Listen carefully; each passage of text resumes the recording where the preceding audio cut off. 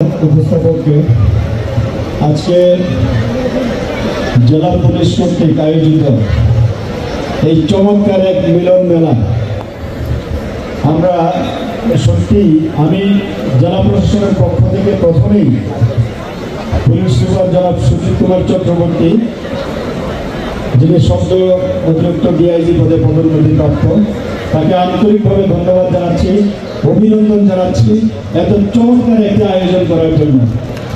আমরা আসলে বিগত 1 বছর যাবৎ অত্যন্ত চমৎকার সৌভাগ্যপূর্ণ পরিবেশে এই বগুড়া জেলায় জেলা প্রশাসন এবং পুলিশ বিভাগ অত্যন্ত সৌভাগ্যপূর্ণ পরিবেশে আমরা পথ চলছি। বগুড়ার মানুষকে নিরাপদে রাখার লক্ষ্যে আমরা চেষ্টা করে যাচ্ছি। সদ্য সমাপ্ত দ্বাদশ জাতীয় সংসদ নির্বাচন অবাধ, সুষ্ঠু, নিরপেক্ষ এবং শান্তিপূর্ণভাবে আমরা সম্পন্ন করতে পেরেছি, এটাই কিন্তু তার প্রমাণ স্বাক্ষর রেখেছে। আজকে আমি ধন্যবাদ জানাই আমাদের বগুড়ার কৃতি সন্তান অপু বিশ্বাস, যার শুধু সিনেমাই দেখেছি, আজকে বাস্তবে তার সামনে দাঁড়িয়ে এবং তাকে সাথে নিয়ে কথা বলছি, এটা সত্যি অহংকারের বিষয়। আমাদের এরকম বগুড়ার অনেক কৃতি সন্তান আছে যারা শুধু বাংলাদেশকে নয়, বাংলাদেশকে ইন্টারন্যাশনালিও রিপ্রেজেন্ট করছে। আমি তাদেরকে আজকের এই অনুষ্ঠানের পক্ষ থেকে ধন্যবাদ এবং কৃতজ্ঞতা জানাচ্ছি। আমরা একটু মিছিল স্লোগান দেওয়া যাবে, একটু ধৈর্য ধরে শুনুন, তারপরে গান আছে। কিন্তু কত সামর্থ্য আছে দেখবো আজকে। কতক্ষণ থাকতে চাই? সারারাত? ওকে, আমিও আছি সারারাত। ঠিক আছে। পুলিশ সুপার মহোদয় বলছেন যে, আমি বললাম যে ইমরানের পরে কে আছে, বললো যে আরো অনেকেই আছে, তো অনেকের নাম আমরা ভাবছি না। তা আমি আমাদের ডিআইজি মহোদয়কে আন্তরিকভাবে ধন্যবাদ জানাই। আমি ডিআইজি মহোদয়ের সদয় জন্য জানাচ্ছি যে আমরা এবার দ্বাদশ জাতীয় সংসদ নির্বাচনে আমাদের প্রত্যেকটি পুলিশ সদস্য, আমরা জেলা প্রশাসন, আমাদের অন্যান্য আইন শৃঙ্খলা বাহিনী অত্যন্ত কঠোর পরিশ্রম করে আমরা একটি শান্তিপূর্ণ নির্বাচন উপহার দিতে পেরেছি। আজকে আমাদের পুলিশ সুপার মহোদয় এই জেলা পুলিশের সকল সদস্যের জন্য এরকম একটি চমৎকার আয়োজন করেছে। শুধু আজকের এই আয়োজনটি শুধু জেলা পুলিশের সদস্যের মধ্যে সীমাবদ্ধ নয়, আজকে গোটা বগুড়া ছড়িয়ে গিয়েছে। আমি যে উপস্থিতি এখানে দেখতে পেরেছি, সত্যি আমি মনে করি প্রতিটি পদক্ষেপ, প্রতিটি অনুষ্ঠান যেরকম ইনোভেটিভ এবং ক্রিয়েটিভ আইডিয়া দিয়ে অত্যন্ত চমৎকারভাবে উপস্থাপন করে আমাদের সুযোগ্য পুলিশ সুপার মহোদয় আজকেও কিন্তু সেই চমৎকার আয়োজনের স্বাক্ষর রেখে দিয়েছেন। আমি এসে শুনেছিলাম যে একটি ইফতার পার্টি করেছেন সবার মুখে মুখে, যে জেলা পুলিশ এত চমৎকার ইফতার পার্টি করেছে। আজকে ইফতার পার্টির পরে আমার মনে হয় যাওয়ার প্রাককালে নাকি মানে একই জায়গায় দুটা বিষয় ঘটেছে, যে পদোন্নতি পাওয়ার পরে এবং একটি সুষ্ঠু নির্বাচন উপহার দেওয়ার পরে এত চমৎকার আয়োজন। সত্যি সত্যি অভিভূত। জেলা প্রশাসন বগুড়ার পক্ষ থেকে আপনাকে আন্তরিক ধন্যবাদ, কৃতজ্ঞতা আমাদের ডিআইজি মহোদয়ের প্রতি, এবং জেলা প্রশাসন বগুড়ার পক্ষ থেকে আমাদের দ্বাদশ জাতীয় সংসদ নির্বাচন অবাধ, সুষ্ঠু, শান্তিপূর্ণ করার জন্য জেলা পুলিশের সকল সদস্যকে জেলা প্রশাসন এবং এজ এ রিটার্নিং অফিসারের পক্ষ থেকে আন্তরিক ধন্যবাদ এবং কৃতজ্ঞতা। ধন্যবাদ সবাইকে। ধন্যবাদ স্যার আপনাকে। মাননীয় জেলা প্রশাসক মহোদয়ের পক্ষ থেকে যেরকম বললেন সেরকম আমরাও বগুড়াবাসীর পক্ষ থেকে এরকম বলতে চাই যে অত্যন্ত শান্তিপূর্ণভাবে একটি নির্বাচন উপহার দিয়েছেন, সার্বিকভাবে সহযোগিতা করেছেন এবং অত্যন্ত শান্তিপূর্ণ ছিল নির্বাচনটা। যাই হোক, ধন্যবাদ জানাচ্ছি আমরা বগুড়াবাসীর পক্ষ থেকে জেলা প্রশাসন এবং পুলিশ প্রশাসন।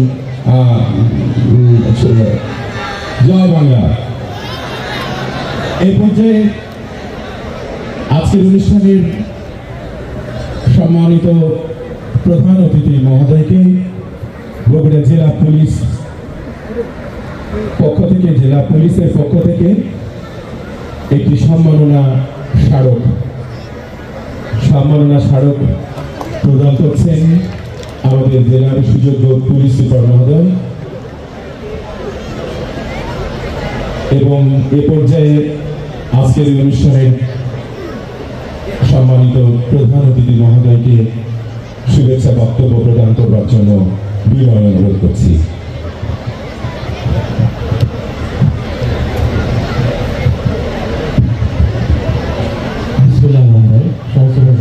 জন্য আজকে বগুড়া জেলা পুলিশ কর্তৃক আয়োজিত এই আনন্দ ঘন সাংস্কৃতিক অনুষ্ঠানে উপস্থিত যার আয়োজনে আজকে সুন্দর একটি অনুষ্ঠান অনুষ্ঠিত হচ্ছে, সেই সুযোগ এবং দক্ষ পুলিশ সেবা নীতিবদ্ধ প্রযুক্ত পুলিশ ডিআইজি পদোন্নতি প্রাপ্ত জেলা সুদীপ কুমার চক্রবর্তী উপস্থিত, বগুড়া জেলা পুলিশ সভানেত্রী, আমাদের এই সহকর্মী অতিরিক্ত ডিআইজি পদোন্নতি প্রাপ্ত সুনন্দা রায়, উপস্থিত বিভিন্ন জেলা থেকে আগত আমার পুলিশ সেবাবৃন্দ, উপস্থিত বগুড়া জেলার সুযোগ্য জেলা প্রশাসক মহোদয়, বিচার বিভাগ কর্মরত বিভিন্ন পদমর্যাদার আমাদের জস্টিসের কর্মকর্তাবৃন্দ,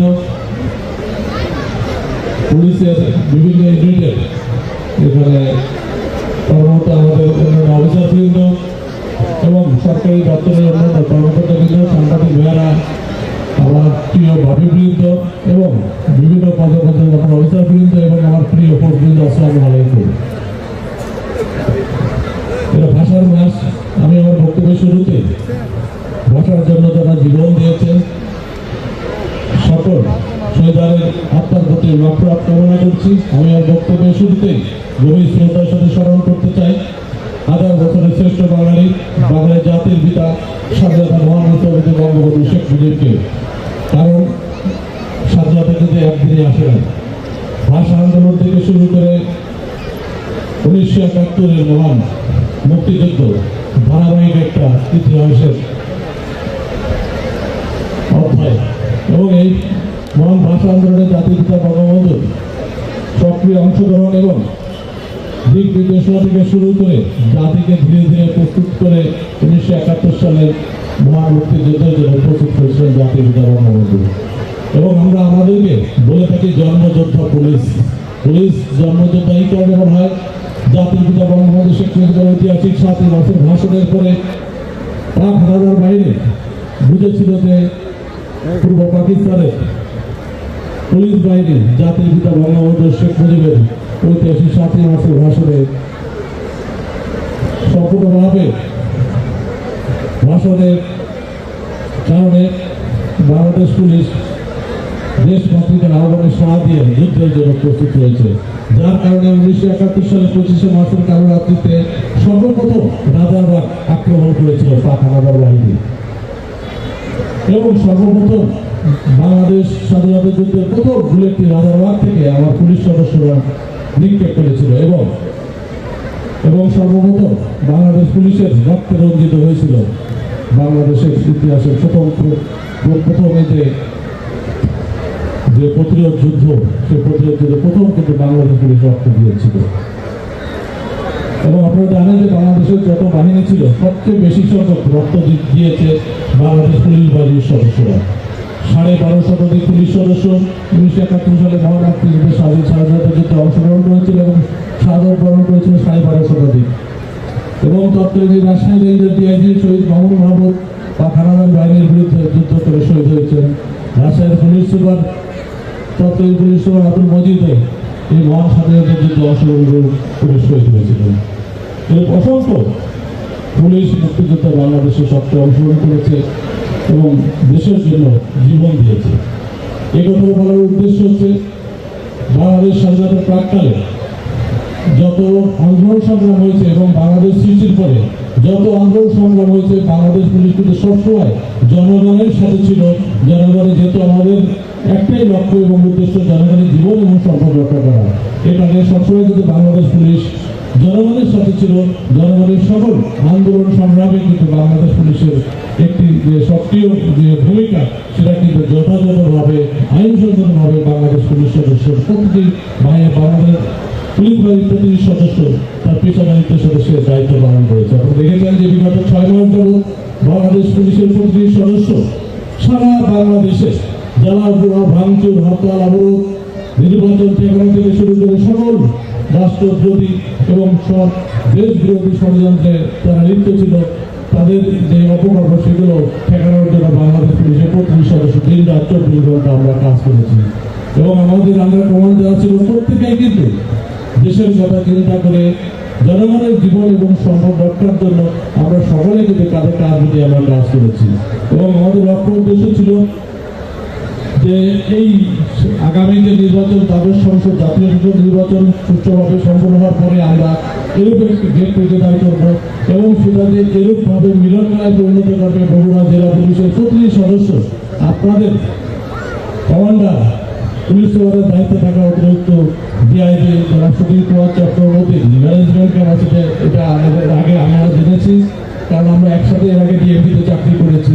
তার ম্যানেজমেন্ট ক্যাপাসিটি আসলে এটা তুলনা করা যায় না, এটা সে নিজেই ইউনিক, তার নিজের তুলনা সে নিজেই অন্য কোনো পুলিশ সুপার বা অন্য কোনো বিভাগের সাথে তার তুলনা করা সম্ভব নয় এটা। কারণ ডিএমপি সে অন্যতম চৌকা কমিশন ছিল এবং ডিএমপিতে আমি একসাথে কাজ করেছি, তার কাজ মিলিয়ে তখন দেখেছি তার দক্ষতা এবং যোগ্যতা, এবং সেটা বগুড়া জেলায় আজকের এই অনুষ্ঠানের মাধ্যমে সেটা আরেকবার প্রমাণিত হলো যে একজন দক্ষ সংগঠক, চৌক অফিসার ইচ্ছা করলে অনেক কিছু করতে পারে, এবং সেটি তার প্রমাণ আজকের এই মিলন মেলা সাহসিক অনুষ্ঠানের মধ্যে দিয়ে।